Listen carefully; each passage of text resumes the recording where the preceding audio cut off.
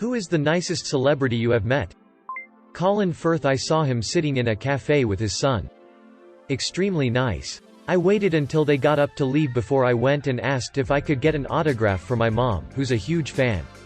He asked me a few questions about her and wrote a quite nice autograph for her. He asked if I wanted one as well, and I told him that meeting him was more than enough. I had told him where she worked, and he went in the next day and made a point to stop and chat with her. Truly a class act. I checked John Mulaney into a hotel room once. He wanted to pay for someone else's room, so he was at my desk for like 5 minutes while I set that up. He's a genuinely nice guy. I worked at a Barnes & Noble in high school. LL Cool J lived right next to it and would come in almost daily. He knew most of our names. Really nice guy. Weird Al. I've met him twice, and both times when he looked me in the eyes it felt like he was hugging my soul. Jason Momoa. He's an absolute treasure to be around. He's genuine and loves his job. He wants his fans to have as much fun as he's having. He can size up a fan and know how far to tease them to make them comfortable while not going too far. His personality is infectious. And I had a blast with him. Mr. Rogers. Absolutely as kind and gentle and lovely as he seemed on TV. Ian McKellen sat down on some empty theater steps with me and engaged in a whole conversation. It was awesome and I will never forget it. Gene Wilder. But there's a story behind this. I worked at a pharmacy in the 80s and was asked to deliver medicine to Gilda Radner, Gene's wife, during her cancer battle. After a long delay to make the delivery due to issues related to the getting in touch with her doctor, I was finally given the prescription and drove up to their house to make the delivery.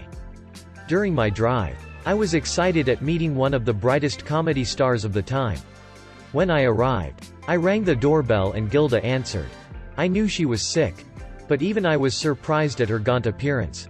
She did not look well at all. Immediately, I realized she was very angry because of the long delay in getting the medicine to her. Unfortunately, she let loose all that anger at me.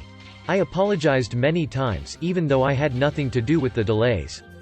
After she finished and I gave her the prescription, she closed the door on me. I was not upset at her. Though. Indeed, I was very sad that this brilliant comedienne was sick and was going through such an absolutely awful ordeal. This was an awful situation and not at all as I had hoped my encounter would go. As I turned around to walk away from the door, I went several steps before I felt someone tap my shoulder.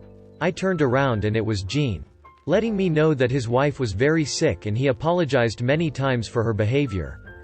He then gave me a nice tip for the delivery service and shared his gratitude for the weekend delivery and work by my pharmacy.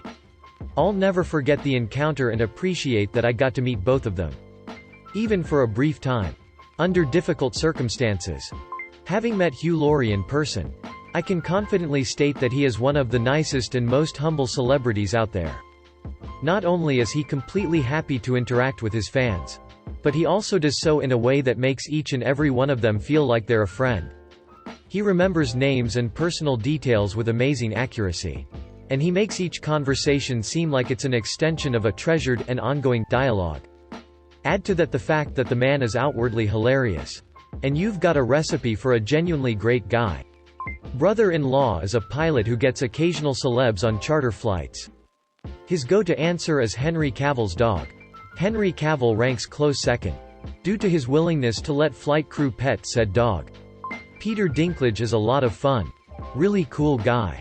His laugh is incredibly infectious laughing face. Jeff Goldblum. Met his wife and children as well. They were all kind and sweet. His real-life persona matches the on-screen one exactly. Dave Chappelle and his family live a few miles from where I went to college. And he and I frequented the same Starbucks. I ran into him about 10 times. One day he sat with me for about 45 minutes and talked about screenwriting. It was amazing. He's as down-to-earth as his stage persona suggests. And it's no wonder he opted to raise his family away from LA. I didn't actually meet him. But Tracy Morgan bought my younger sister an iPhone many years ago.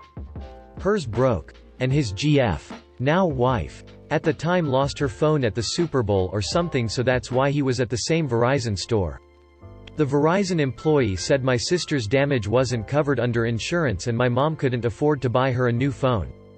And my sister I guess clearly got emotional because Tracy Morgan, who had been talking to my mom for a bit before while they were waiting. My mom and sister had no idea who he was until my dad came in and recognized him, bought the phone for her. My mom tried to say no but he said to just pay it forward.